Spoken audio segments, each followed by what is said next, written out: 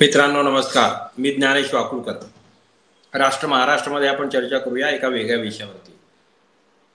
मित्रांनो, तिकडे महाकुंभ जो 12 वर्षातून एकदा येतो असं म्हणतात. ते धारणा आहे, श्रद्धा आहे, लोकांची आस्था आहे. हरकत नाही, प्रत्येक धर्मामध्ये अशा काही श्रद्धा असतात, आस्था असतात. त्याबद्दल त्या त्या धर्माचा आदरही आपण केला पाहिजे. पण अंधश्रद्धा वगैरे असतील तर त्या संदर्भामध्ये आपण बोललं पाहिजे. आणि म्हणून मला असं वाटतं की या महाराष्ट्राच्या या नव्या एपिसोडमध्ये लोकजागृती आपण एक वेगळ्या विषयावरती चर्चा करत आहोत की सगळं काय सुरू आहे. एक तर खरं म्हणजे सरकार किती बेजबाबदार आहे. तुम्ही विचार करा, एकीकडे विश्वगुरू होण्याच्या बाता करतात, एकीकडे आमच्याकडे सगळी टेक्नॉलॉजी आहे असं म्हणतात, आम्ही जगात सगळीकडे पुढे आहोत म्हणतात, सगळ्यात मोठी अर्थव्यवस्था म्हणजे 3ऱ्या 4थ्या नंबरची काहीतरी अर्थव्यवस्था आहोत असंही म्हणतात आमच्या, आणि म्हणजे अत्यंत समर्थ हातामध्ये देश आहे असंही म्हणतात. आणि प्रत्यक्षामध्ये एक गंमत अशी आहे या सरकारची, हे दिवाळखोरांचं सरकार आहे.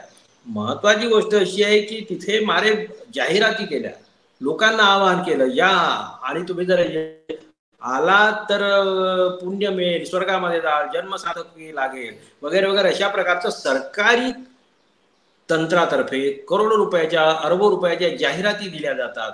7,000 करोड रुपयाचं बजेट या महाकुंभ मेळ्याचं सांगितलं जाते. त्यातला 7,000 मधला 6,000 कोटी रुपये पैसे प्रत्यक्षात कुणाच्या खिशात जातील हे काही सांगता येत नाही, कारण कोरोनाच्या काळामध्ये या लोकांनी काहीच केलं नाही. युपी मध्ये अक्षरशः प्रेत गंगेमध्ये वाहत होती. विचार करा, तरी या सरकारला लाज आली नाही. आताच मी एका चर्चेमध्ये होतो, लोकजागृती इंडिया नवं चॅनल आम्ही सुरू केलेलं आहे, हिंदीमध्ये आहे ते. अर्थात हे महाराष्ट्र मराठी आहेच, इथे सतत मी बोलत राहीनच, काही सवालच नाही आहे. पण तिथे त्या चर्चेमध्ये हा विषय निघाला की म्हणजे काय, आता न बोललेलं बरं, जाऊ द्या, खरं तर आपला विषय वेगळा आहे. आणि महत्वाची गोष्ट अशी आहे की या सरकारला काही चिंताच नाहीये.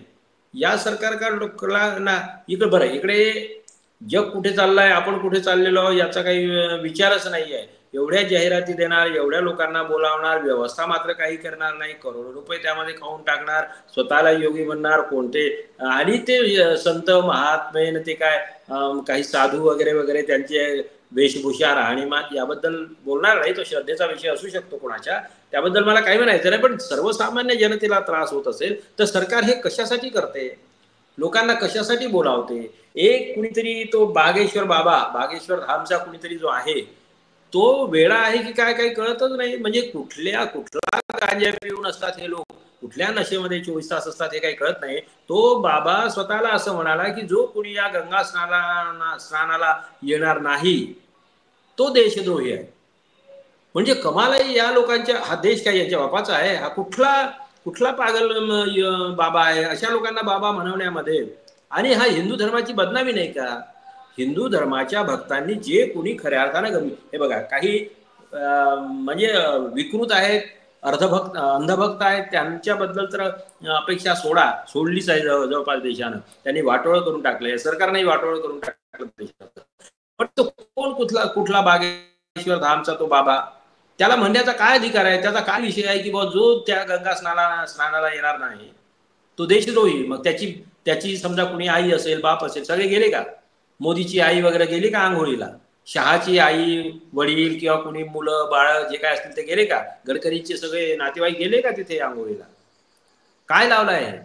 कसले मूर्खासारखे बोलतात? या मूर्खांच्या नादी लागून सरकार सुद्धा मूर्खासारखंच का वागतं? याच्यावर कारवाई का नाही करत? अशा प्रकारे कसं काय धमक्या देतात लोकांना? तुम्ही कोण ठरवणारे देशद्रोही की देशभक्त वगैरे? आणि म्हणून हे जे अर्धवट बुद्धीचे, अर्धवट मेंदूचे, विकृत मेंदूचे साधू संत म्हणून ज्या लोकांना या खरं म्हणजे आता देशामध्ये तिकडे धूम कशाची, टेक्नॉलॉजीची धूम सुरू आहे. अमेरिका एआयच्या मागे, चायना एआयच्या मागे धमाक्यावर धमाके करतायत. आणि आम्ही कुठे चाललो? कुंभमेळ्यामध्ये.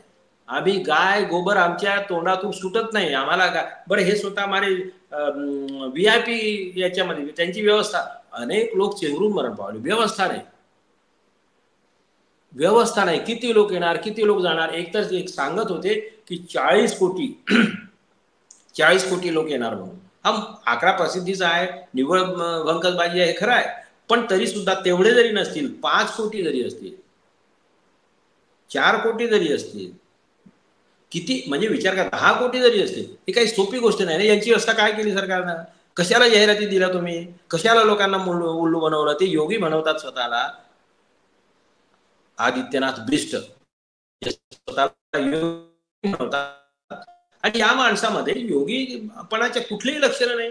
काय बोलतो, कसा वागतो, धडधडीत खोटं बोलतो, धडधडीत द्वेष पसरवतो, धडधडीत विश्वमान करतो, एका विशिष्ट समुदायाला टार्गेट करतो, गरीब माणसाचे घर हे करतो, आणि यांच्या गायीचा बीप कारखाने असणारे त्यांचे त्यांचे स्वतःचे आमदार आहेत, काही खासदार आहेत, मला वाटते काही मंत्री आहेत, हे सगळे त्यांना चंदा देणारे लोक आहेत भाजपाला.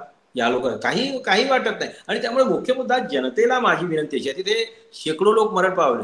आकडा कोणी म्हणतात शेकड्यांनी आहे, कोणी म्हणतात आणखी काही आहे. 30चा तर आकडा आलेलाच आहे, आणखी किती वाढला माहिती नाही. हे बऱ्याच गोष्टी लपवतात. आधी तर म्हणायचे की तिथे काही दंगा बिंगा म्हणजे तिथे काही धाव भगदड काही मचली झालीच नाही आहे, धाव म्हणजे त्याला चेंगराचेंगरी झालीच नाही आहे याला. आणि का पण मरण पावले लोक एवढे, दवाखान्यात प्रेताचा खच, ते सगळे काही फोटो पाहिले, व्हिडिओ पाहिले तर धक्का बसेल, म्हणजे पाहणं कठीण आहे. आणि लोकांनाही काय सांगावं. आपण विज्ञानाच्या काळामध्ये लोकही इतके म्हणजे श्रद्धेबद्दल वाद नाही.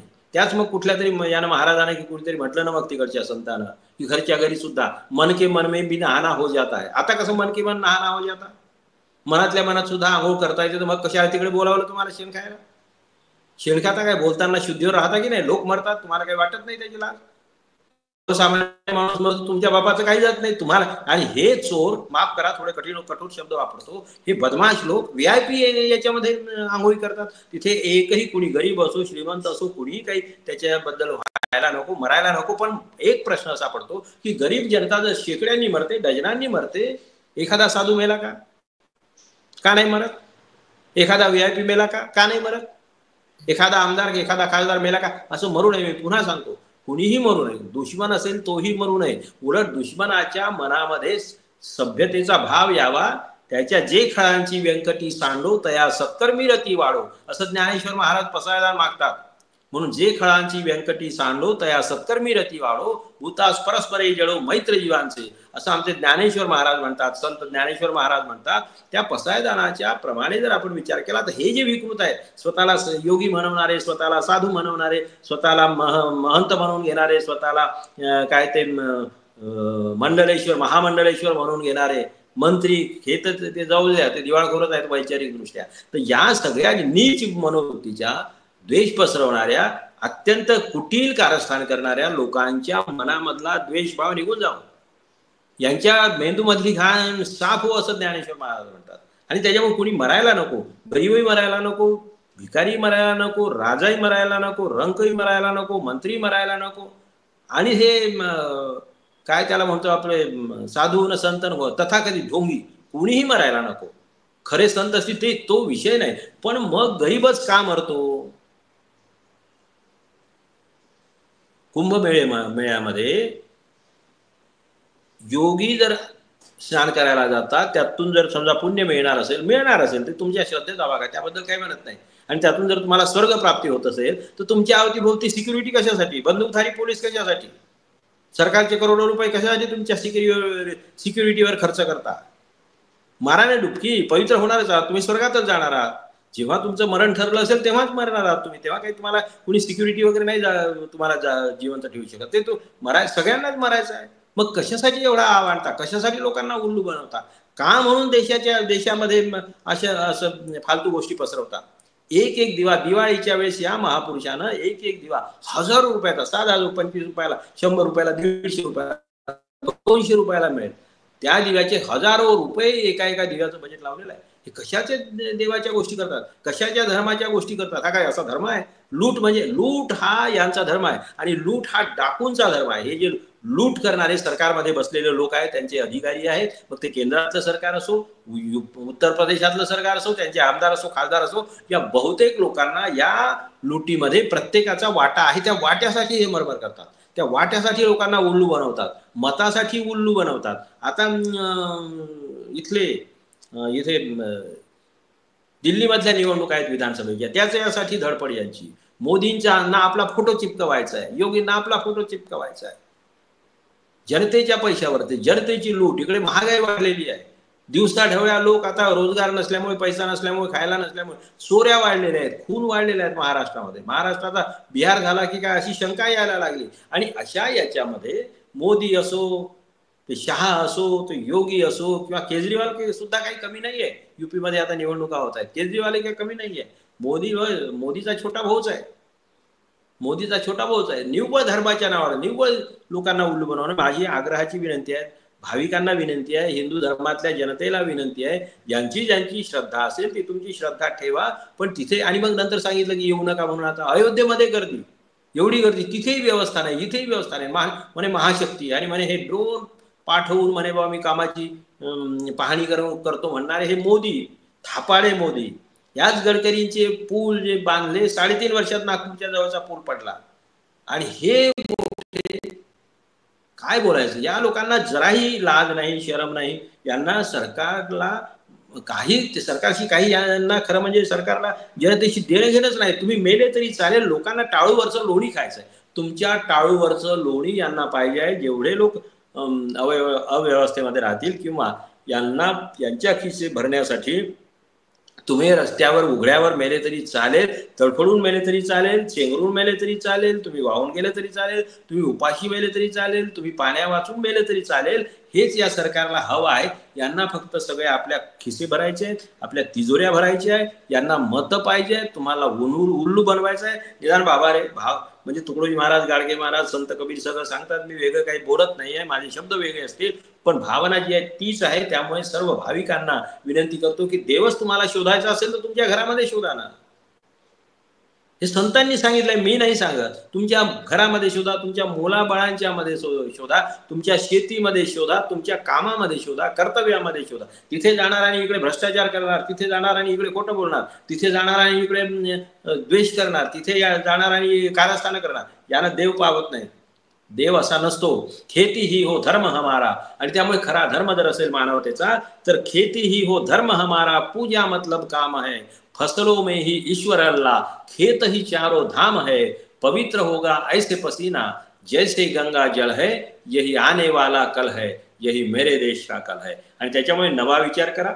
श्रद्धेच्या बद्दल वाद नाही. या मूर्खांच्या नादी लागू नका अशी विनंती करतो आणि थांबतो. धन्यवाद. जय हिंद, जय महाराष्ट्र.